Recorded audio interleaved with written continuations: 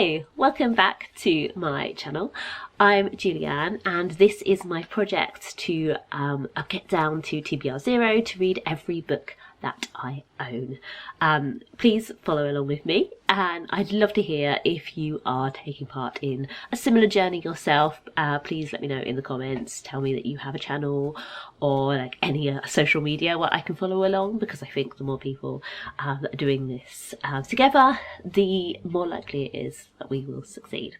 Welcome to January. Well, it's actually been January for over a week already. So we're 6 months into this project already, and yeah, I have not made the progress that I hoped to make from the start. But we're turning it around this month. If you haven't seen my planning video in which I talk about kind of my new approach, then please do check it out. I am feeling pretty good already because I have stuck to my plan for the first part of the month. So I, when the month started, had several Christmas books on the go. And so I decided that my priority would be finishing all of the Christmas books that I had already started, listening to the couple that I bought using Audible credit, and then after that I would be free to get on with the Illumicrate books that I had resolved to read. And this month, for the first time since I really went off the rails with the project to read all my old Illumicrate books, I am actually going to do it in a different way.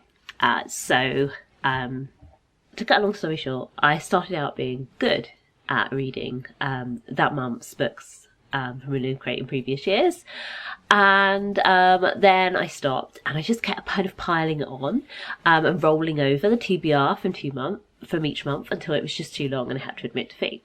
So now what my approach is to do them on a quarterly basis, which I think makes much more sense, because Illumicrate used to be quarterly. It started out quarterly, so there are more books in some months than others. So doing it quarterly, putting all the books that have come out in previous years during that quarter together and calling that my start off TBR makes it a lot more doable, because now I like have 16 books to read.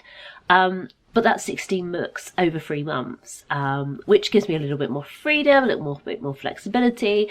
It means that I can read sequels to books straight afterwards if I want to. It means I can take a break and read something else if I want to. I just think it feels so much more achievable, and hopefully there won't be any big rollovers. If not, I think in Q2 there's only 7, so yeah, if I have to roll over a couple, it won't be so bad. So, what have I read so far this month? I've read a lot of fake dating books. So first of all, I was in the middle of listening to Kiss Her Once for Me by Alison Cochrun, which is about a woman who agrees to be the fake girlfriend of this guy who needs to get married in order to unlock an inheritance, basically. His grandfather left him $2 million, but he only gets the $2 million if he gets married. So she agrees to be his fake fiance, but then it turns out his sister is this woman that she had a kind of Christmas fling with the year before. And I really loved this one. It was really engaging. The drama was just kind of over the top, and, you know, not the most realistic, but as Christmas escapism, it went perfectly. And the same is true for a Jolly Holly Ever After by Julie Murphy and Sierra Simone. This is the sequel to A Merry Little Meet Cute. Yeah, they're both really kind of silly, funny, sexy, romantic reads, and yeah, I really enjoyed this one as well. Then next up, I listened to Snowed In by Catherine Walsh, which I think Lizzie Huxley-Jones recommended on Instagram, as they did The Christmas Swap by Talia Samuels, which I read afterwards. And these are both fake dating books. Snowed In is about a woman and a man who fake date, but they do actually have like feelings for each other from the very beginning, and they inevitably, once they go home and get embroiled in their small town drama, because they're both in the same small town, you know, they just get drawn together and end up falling for each other for real. And then the Christmas swap is about a woman who agrees to be the fake girlfriend of another really rich guy. There's a pattern here. Well, he's not like super rich, but his family do own like a manor house that they run as a hotel, to be fair. But it's super luxurious and beautiful, and they have this like massive estate. And she agrees to be his fake date because she doesn't want to go to her mum's at Christmas because her mum's always got a new boyfriend, and her nan passed away recently, and she's feeling really sad about that. Because she won't be there for Christmas. She was always a big feature of the Christmases. And also she's just broken up with her girlfriend. So yeah, she's just having like a really tough time. And so she sees this holiday offered by a guy who she's working with as like a great chance to escape.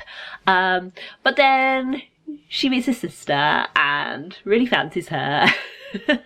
Again, I really love the Christmas swap. I thought that like the family dynamics it explores are really, really interesting, and I really, really like the kind of intense Christmas vibes. But you know, the fact that the main characters aren't like super fans of Christmas, I guess they're a little bit more normal than some characters in Christmas books tend to be. A lot of characters in Christmas books are like me and are like Christmas super fans, which is fine.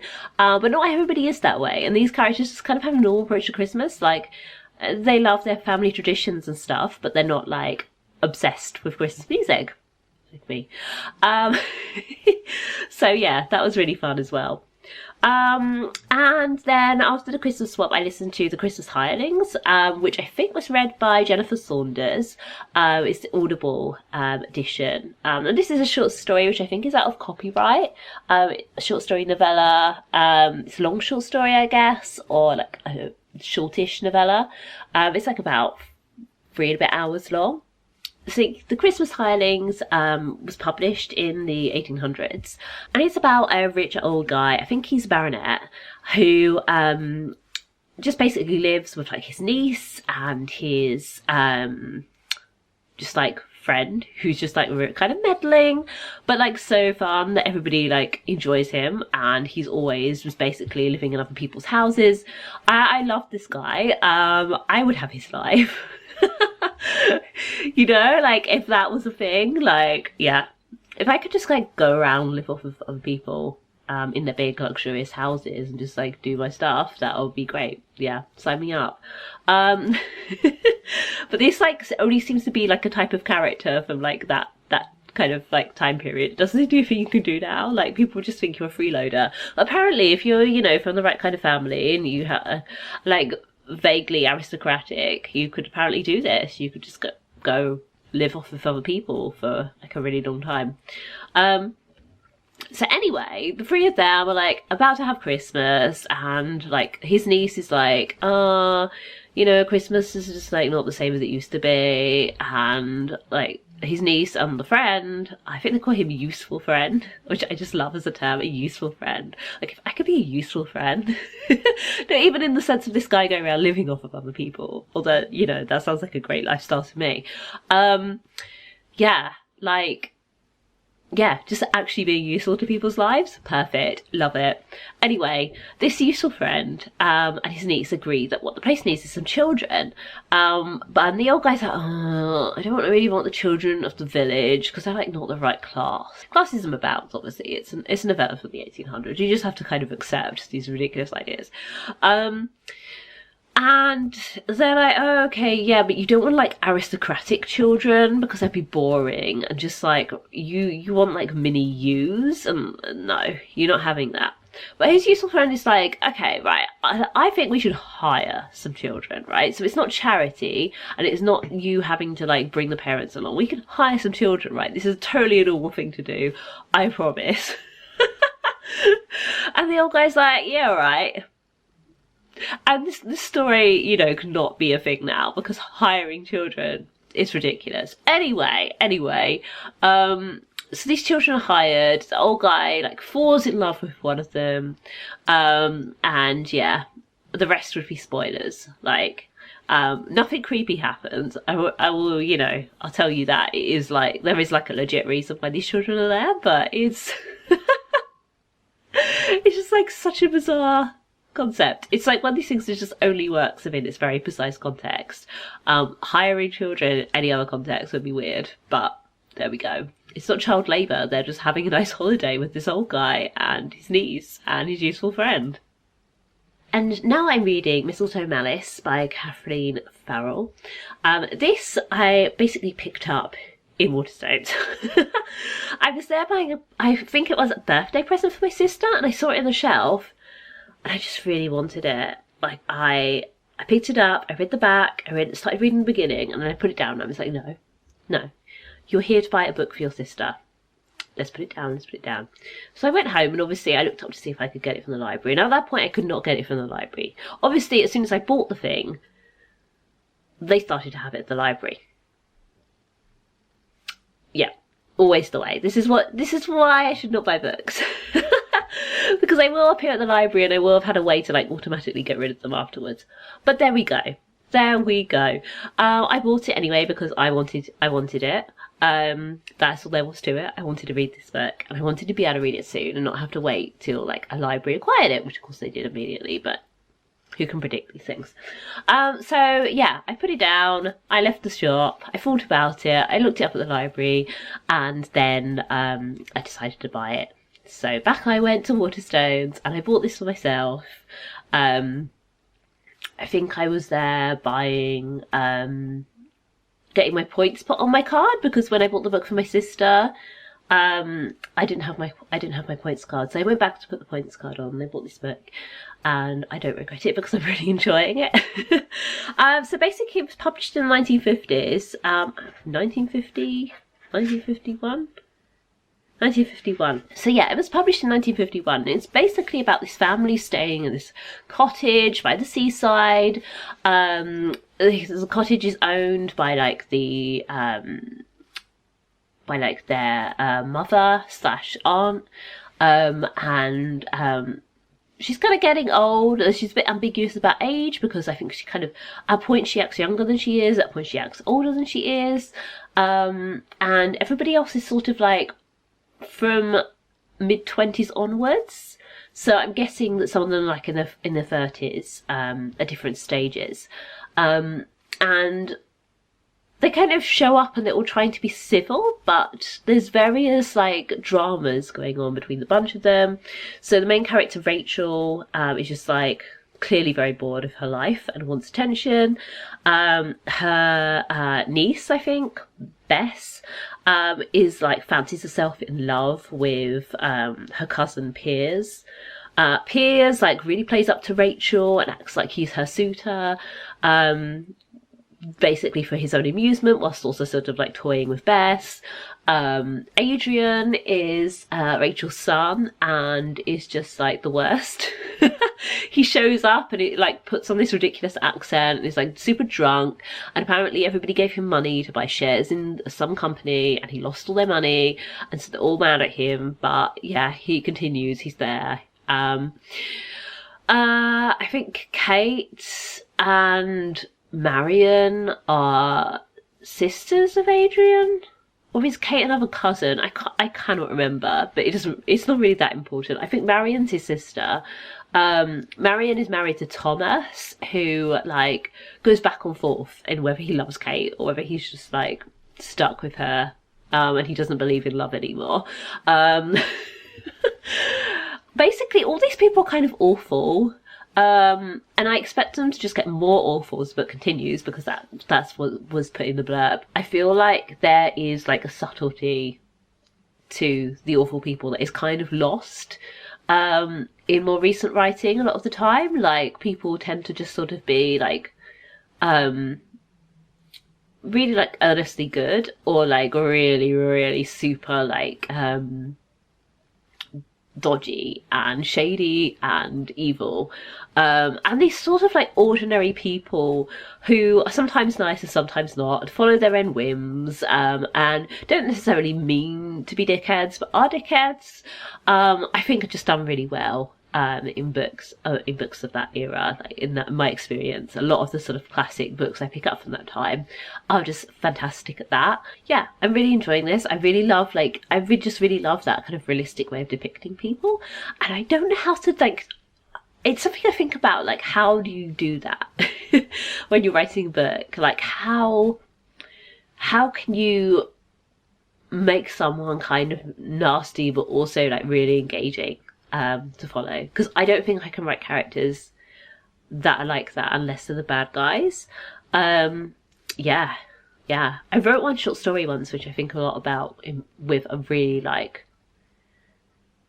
she's bad but she thinks she's like really clever and has the right idea about the world kind of character, and yeah, that was really fun. So yeah, I'd love to do more of that. Alright, so that's what it's about. I am now on page 114. Not that much longer to go. Getting up for halfway through. So hopefully I'll finish that in the next couple of days. I don't have an audiobook on the go at the moment. I'm going to try and like really go through the Plus catalogue. I am conscious of the fact that I have only read, or I'm only partway through reading one print book so far this month. I need to think about getting some of the others done. I need to finish Zara. That's kind of, I think, my first thing to do. And then I can crack on with the other Illumicrate books. I also have the Vampire Tapestry, which is a book I rediscovered last month, that I took to work a couple of times to read at lunchtime. I started reading it like over a year ago now, I suspect. I have not finished it. It was like my book I take to work to read, and then I just kind of forgot about it. I think I took it out of my bag one time, put it down in my office, and yeah, just forgot I hadn't finished reading it.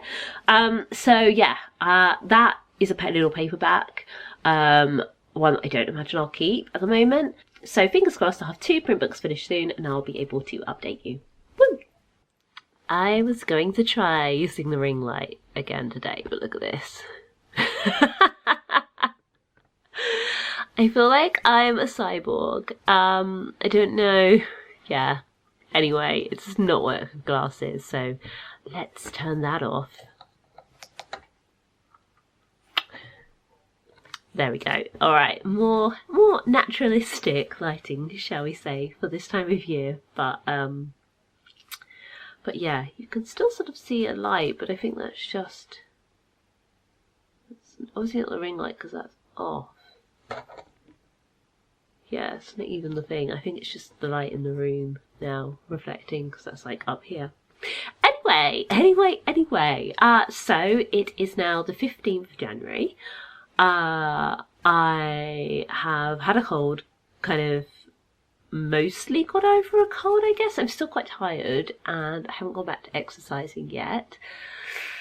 Which is not fun. But yeah, I am doing better. Hopefully my voice also sounds better as well. I finished Mistletoe Malice. I really enjoyed it. I realised after reading it and reading the afterword and doing a bit of Wikipediaing about the author, that she was in a relationship with a woman for like 20 years of her life, and so now I need to kind of reread it and pick up on the sort of queer vibes, I guess. I kind of picked up on it anyway because one of the main characters is like she was in a relationship with a man and broke up with him for reasons which are never fully explained. And it's kind of clear what she wants to do romantically. The kind of wayward son, Adrian, is a bit flamboyant, as is pointed out in the afterword. So yeah, I'm kind of looking forward to reading that again, maybe next Christmas or maybe in a couple of Christmases time, and seeing how much more of that I can pick up. So yeah, Kathleen Farrell sounds like an interesting character. and I will definitely be reading more of her books.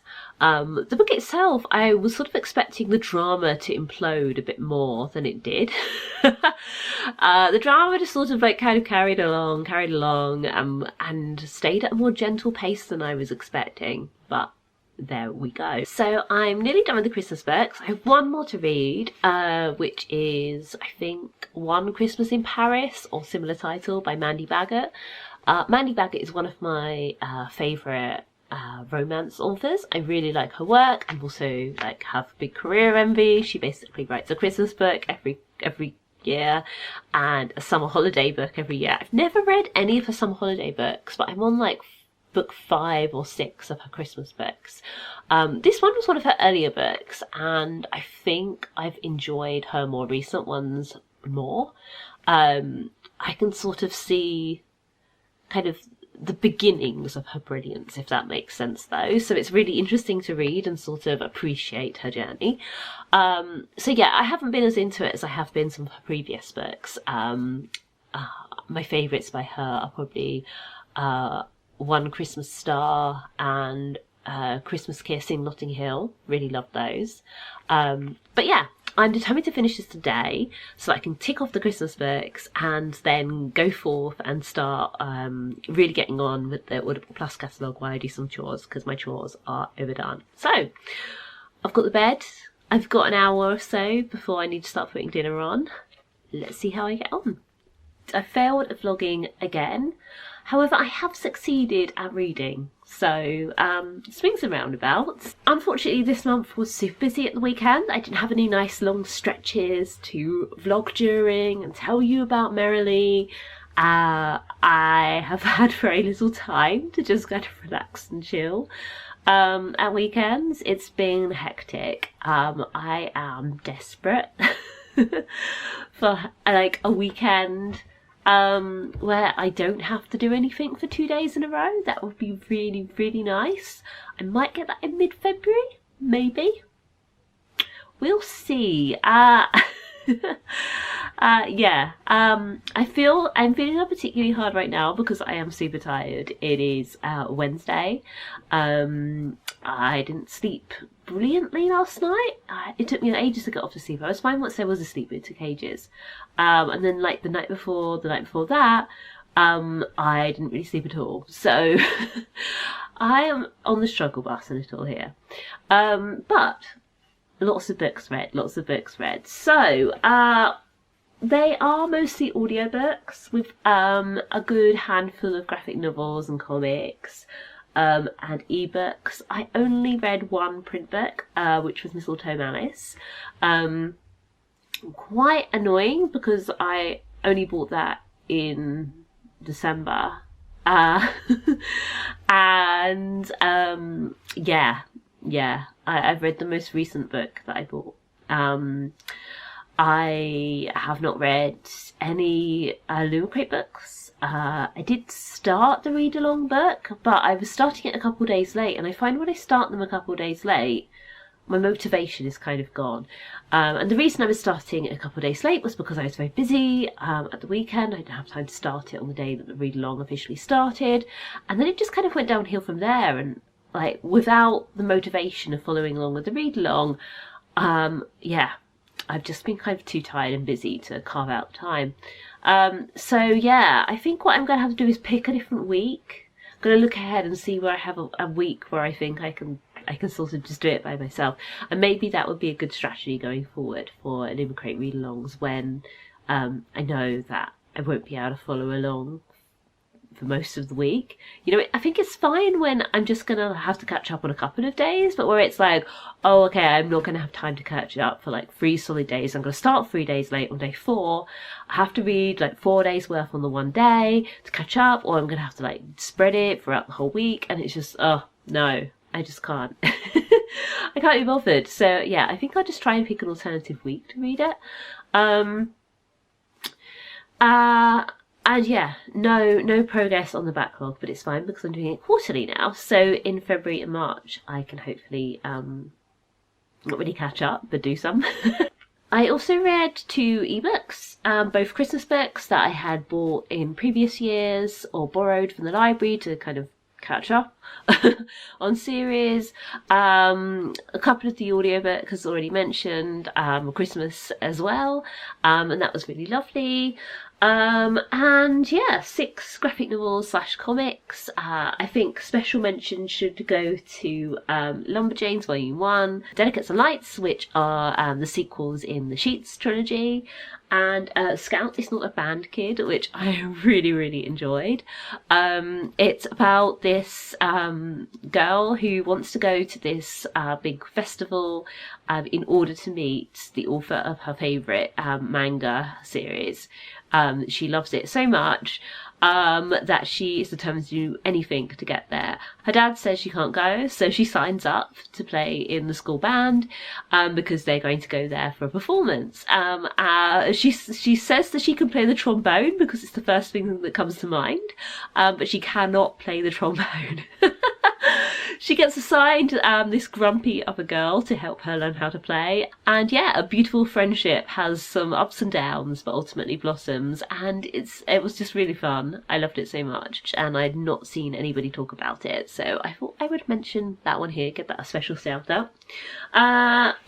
Audiobook wise, I read some kind of mediocre self-help books, personal development books by another name. One I actually totally disagreed with because it was like, time blocking doesn't work except in extreme specific circumstances, because you put things on the calendar and then you don't take them seriously because you know it's just your time blocking and it's not a real appointment. I was like, I disagree. I live my life by time blocking.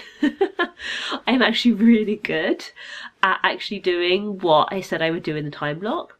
The only time I have problems really is when I am over ambitious of how much stuff I can fit in a day and don't allow enough time for each item, and that really stresses me out.